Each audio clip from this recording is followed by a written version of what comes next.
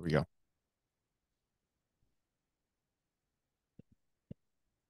This is Beyond a Reasonable Doubt with your hosts, Mark Garrigus and Gary Smith. Gary, good morning. Happy Mother's Day. Happy Sunday, Bard. What are you doing for the mother of your child or for your mother?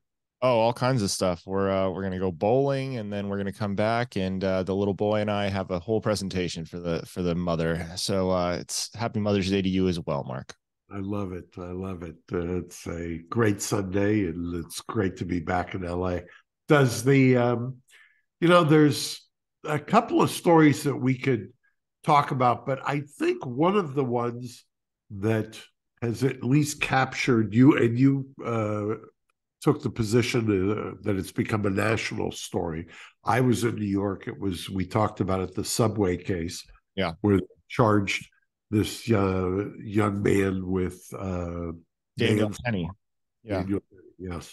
And do you have the tape, by the way, of, I know it's hard to watch, but just a snippet of either before or after, because for those who didn't see the other episode, let me bring you up to speed. This gentleman is on the subway.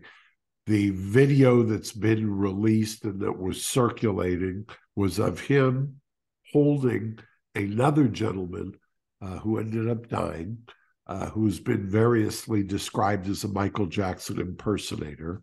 Right. Michael Neely, I believe is his name. Correct.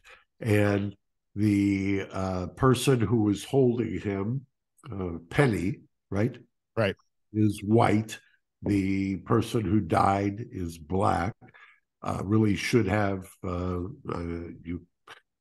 I identify that for a variety of reasons that'll become apparent if you haven't been following this story. The way that it has been described in the media, I think, or at least in some parts of the media, is that this was a chokehold and that Mr. Penny choked Mr. Neely to death. That a fair statement?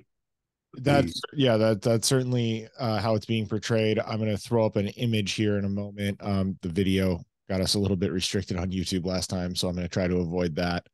But this is the situation that we were dealing with here, and there's the two gentlemen involved. Daniel Penny being the one on the top, and then Michael Neely on the bottom. Correct. Now, and I guess you're right. I'd forgotten about that, that we got restricted when we played it last time. But if you want to watch it, you should watch it, or it's hard to watch. But I just encourage you, because there's so much of the information that's going around seems to me to be belied by what you can actually see with your eyes. Now, Jordan Neely. I'm so sorry. Mark. I'm sorry. I'm Jordan Neely, not Michael Neely. My mistake. Okay. Jordan. And Jordan, well, before I discuss the background and the stuff that's not apparent or won't come in, if you will, to the legal analysis of this, there was a clip I saw yesterday, Gary, that I think you pulled on MSNBC that I thought was interesting, that we should probably play. Yeah, absolutely. Let's check it out right now. The question is, what happens after they have to leave that hospital? If there's no continuum of care, if we haven't put the funding in there, if we haven't funded the community groups and the peer networks, what's going to happen to them? What's going to happen to the Jordan Neely? And that is actually a part of the story of Jordan Neely, right? You come in, you go out, and then you're lost. But there's another piece of this that I find so heartbreaking, which is that people sat on that train and they watched this man die. And New York City is often promoted as this bastion of multiculturalism and people mixing from different races and different classes all on the subway. And yet I think this moment revealed the lack of empathy, the lack of shared humanity, that people could watch a man be strangled to death and do nothing in the process. And I just wonder if you think, setting just New York aside, whether that is a cancer that is struck, our society at large, that we can no longer see our fellow man or woman as a human being, that their struggle, if it's not directly intersecting ours, does not matter anymore. So this is And where I'll even add to that. We seem to be in this country now. This is astonishing to me. You can take it off because I don't know that I want to watch anymore. The first gentleman who was speaking there, and that is what's her name? Her name is Alex Wagner, I believe. Okay. Well, the first gentleman is right. I mean, it's been something that I've talked about with Drew, and he's educated me for years, is that you need to have the care and you just can't release the people back out. And we've talked about it in terms of involuntary commitments, 5150s, things of that nature. So I don't have a problem with the continuum of care. The thing I had a problem with is, what did you say her name was? Alex Wagner, I believe. Okay. That perception of hers is so, to my mind, inside out. She's talking about that people watched and didn't do anything, as if she's assuming that this guy Penny had jumped in and just decided, hey, I'm going to kill this guy, and that it was intentional, and that people were standing around and watching this as if it was a murder that took place. Well, I will tell you one thing. If that was the case, he would not have been charged with, by this prosecutor, with a manslaughter. There is no way in the world that somebody just jumped in and decided, hey, I'm going to put somebody in a chokehold and I'm going to kill them with nothing else going on, and therefore the DA is going to charge you with a manslaughter. So that is just sheer foolishness and ignores the facts. If, as has been reported, that Mr. Neely was either assaulting or a threat to others, then what are you talking about? The fact that you're talking about or characterizing New York as some kind of cancer or toxic because nobody will stop something, that's exactly, talk about turning the world on its head. It's exactly what he did. He decided to intercede because this gentleman, who unfortunately and tragically died, was doing something or threatening others. And if that's the case, clearly that's why the DA charged a manslaughter and not a murder, because that would have negated on its own. What the DA's position is that the force that was used was excessive to the point where we tragically had a death. I don't even understand where that commentary about, or where that's going. It's so legally and factually unmoored from any reality that it's hard to even engage with it. Yeah, I mean, I completely agree. And I would say that evidence, the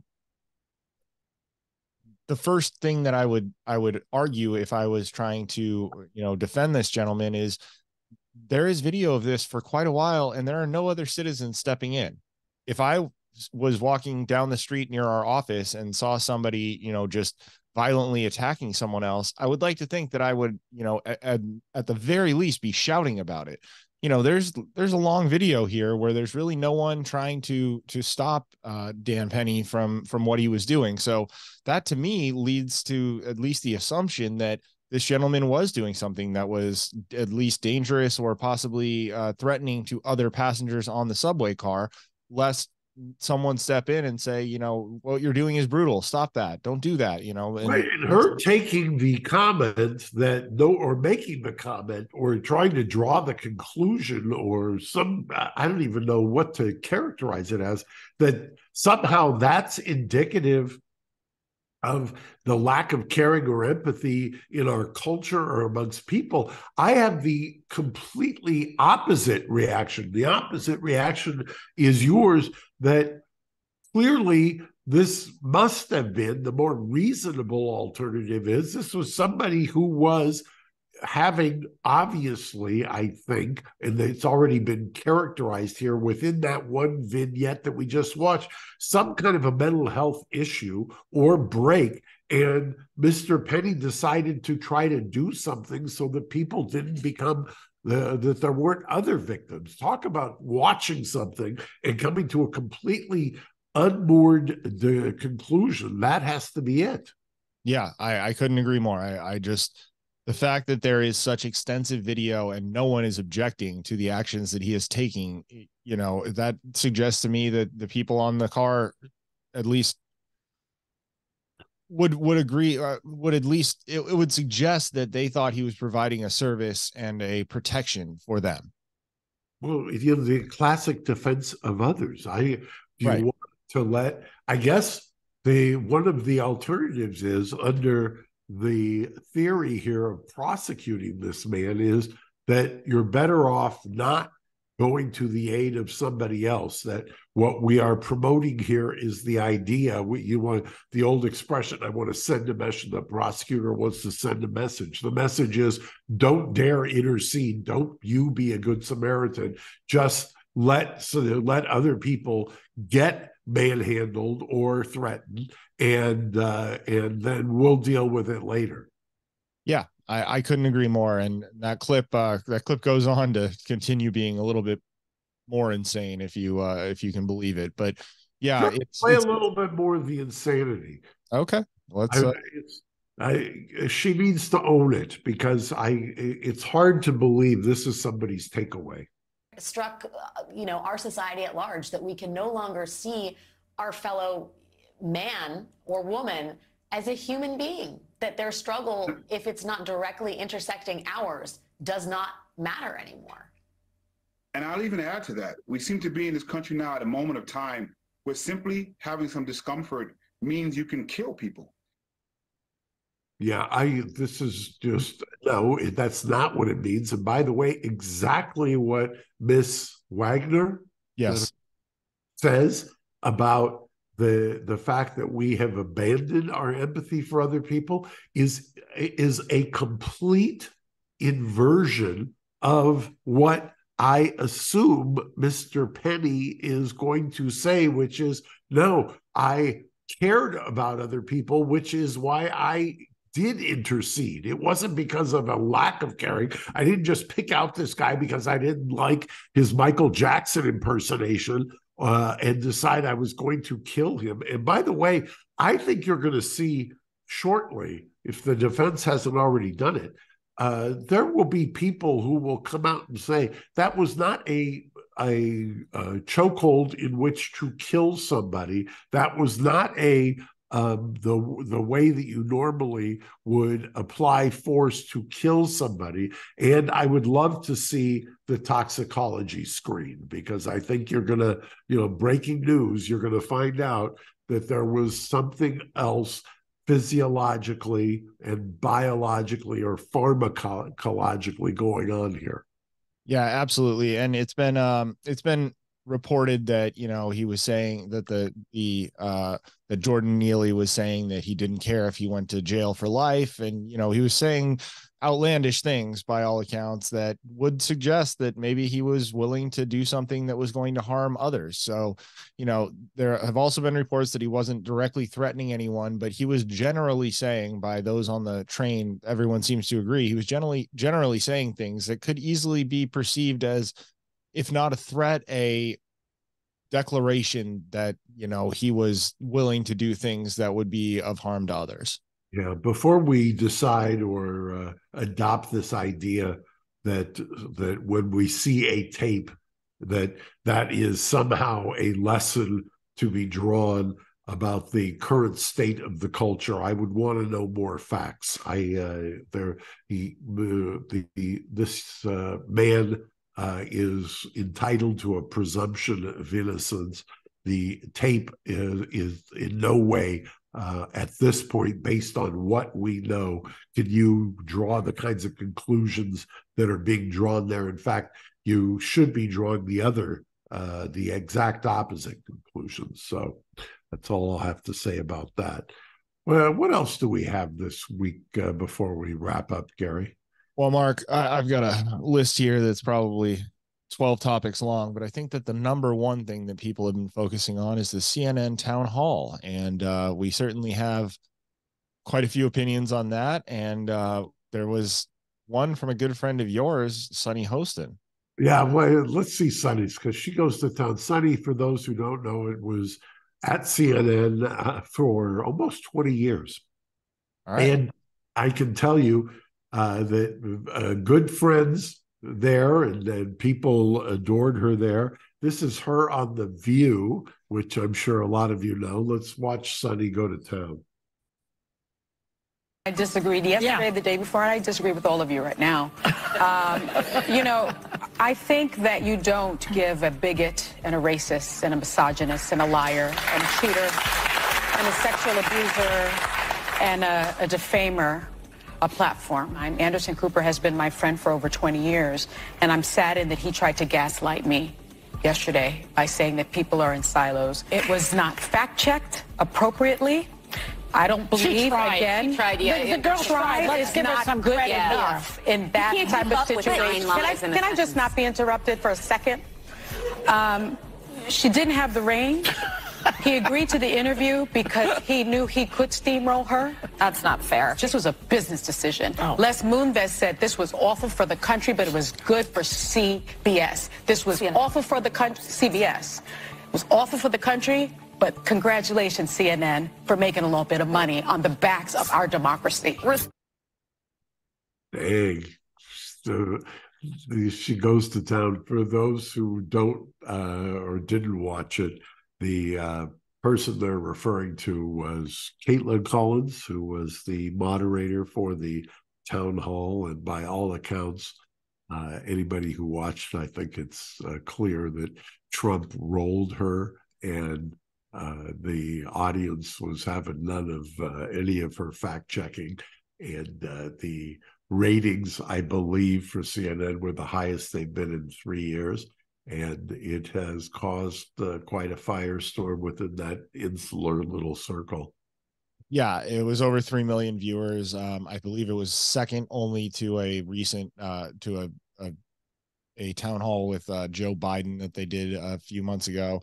But yeah, and look, I think CNN sort of did that to themselves. They decided that they wanted a audience that was likely voters in the Republican, election coming up, and therefore they had all of these New Hampshire voters. And as a result, Trump did his thing, and they laughed at certain points, and people are just incensed as a result. Yeah, whether you like it or not, I think people have to accept one salient fact. This is the front runner for the Republican nomination. You cannot censor the Republican front runner.